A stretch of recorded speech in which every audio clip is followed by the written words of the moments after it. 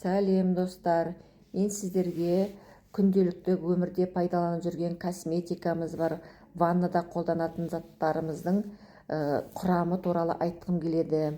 2010 жылы мен бір американдық компанияға жазылып, бір врачтың жаңағы семинарына қатысқанмын. Ол семинарда косметикалардың құрамындағы зиянды қоспалар туралы, олардың адам организміне зияны туралы лекция тыңдадым. Сол кезде ол кісі айтқан, күнделікті пайдаланып жүрген кремдеріңіз, шампундарыңыздың артқы жағын составын оқисыздар ма деп. Оның артын оқысаңыздар, артында бірінші аква деп тұрады, екінші SLS деп тұрады, ол содиум лаурил сульфат деген, пропиленгликоль деп тұрады, парабены, фталаты, жаңа тальк деп тұрады. Әсіресе мына жастар көбіне пайдаланатын бізде дезодорант бар, қолтыққа дезодорант жағамыз.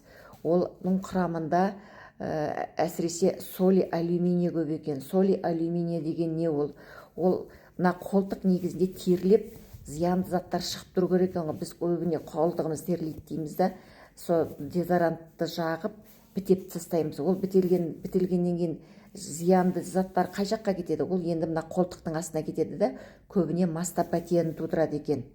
Сондықтан да дезодорантты қолданбаңыздар. Сосын әсіресе мына біздің көбіне көзімізге жағатын тен деген бар ғой, теннің несінде тальк болады екен.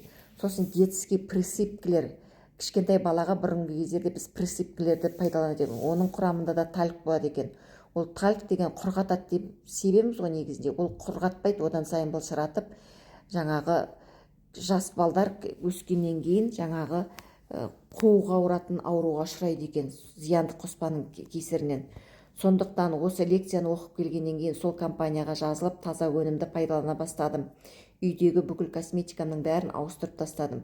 Бірақ Астанаға көшіп келгеннен кейін ол жаңа компанияның, американский компанияның доллар көтеріліп кеткеннен кейін өнімдері қымбатқа шығатын болды да, мен енді қайдан таза өнім алсам екен деп жүретін едім. Әр жерден бір көріп қалған кезде бір натуральный деп алып қалам, оның бірақ несі көбіне менің көңіліме жақпай жүрді. Осы сат компаниясына неге жазылдым? Себебі сат компаниясының өнімдерінің бәрі табиғи, әсіресе оның әрбір өнімнің құрамына біздің өзіміздің құрылтайшымыз Ардақ Таукебаева қатты көңіл бөледі. Таза өнім болғандықтан осы компанияға жазылым, командама келіңіздер. Рахмет тыңдағандарыңызға.